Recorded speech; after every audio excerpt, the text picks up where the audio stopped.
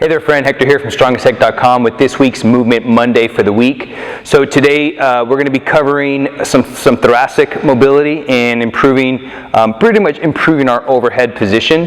So one of the limiting factors when it comes to pressing, since we're in the middle of our press series for our technique of the week and workout of the week, these next 2 weeks on Movement Monday are really going to tie into those. So one of the biggest limitations for the overhead position is proper thoracic mobility, particularly thoracic extension. The ability for your thoracic to slightly extend, that way your scaps can depress and allow a really good overhead locked out position. So one of the common compensations is from the locked out position here, and as you begin to press, as soon as you kind of run out of room, your hand kind of starts shifting forward because you're not able to extend through the thoracic.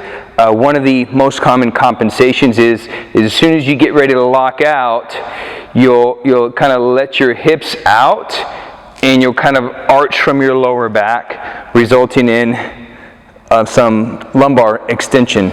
Or even hyperextension, and that can lead to problems, right? So if you ever ask yourself, why does it kind of bother my back when I do overhead pressing? This is probably what's going on. So the ability to extend through this thoracic region of the spine is really important. So we're going to be using a foam roll to do that.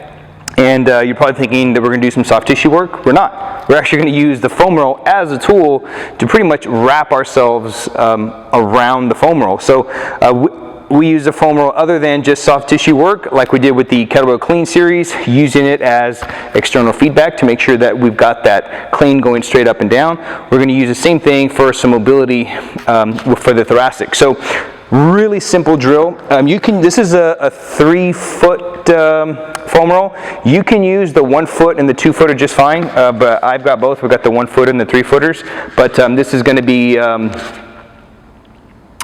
come in really handy to improving your overhead position.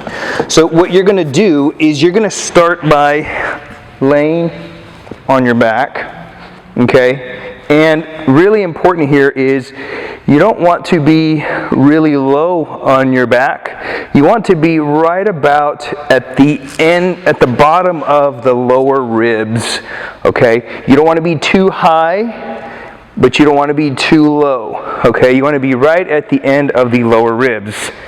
And what you're going to do here is you're going to bring your feet in towards your hips.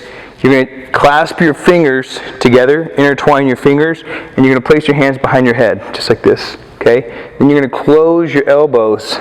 Now what I'm going to try to do here is I'm going to try to pretty much wrap myself around the foam roll. And I'm going to use my breath. Important piece here. The moment that my hips begin to come up off the floor, I've gone too far. So the moment I begin to lift my hips up and I feel like, oh, I can keep going, I'm no longer extending through my thoracic, and it's kind of like a false range of motion. So we want to be able to keep our hips on the floor as we go through this range of motion, okay? Intertwine the fingers behind the head, elbows together. Take an inhale and exhale. Inhale and exhale. Cycle another breath. And then come out. Recommend doing anywhere from 5 to 10 repetitions. One thing I want you to notice here in my rib cage is I'm not giving up the stability of my trunk. So what I mean by that is as I begin to fold myself around the foam roll, I'm not going to expose my ribs kind of like this. I'm not going to expose my ribs, okay? I want to keep my ribs drawn down. So you see what this position looks like right here. This is not a stable midsection. What I want you to do is, instead, I want you to draw your ribs down like this, and then you're going to fold around the foam roll. So you see the difference between my rib cage here and there. You see that? That tiny little difference. So I want to draw my ribs down. Okay? Then I begin to fold myself around the foam roll. Don't give up your rib cage, remember, not like this. Okay, and I give up the stability of my trunk. I want to keep my ribs drawn down.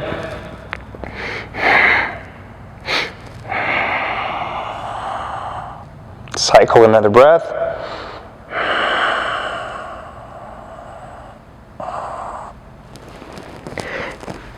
And then you'll go on to repeat, like I said, anywhere from 5 to 10 repetitions.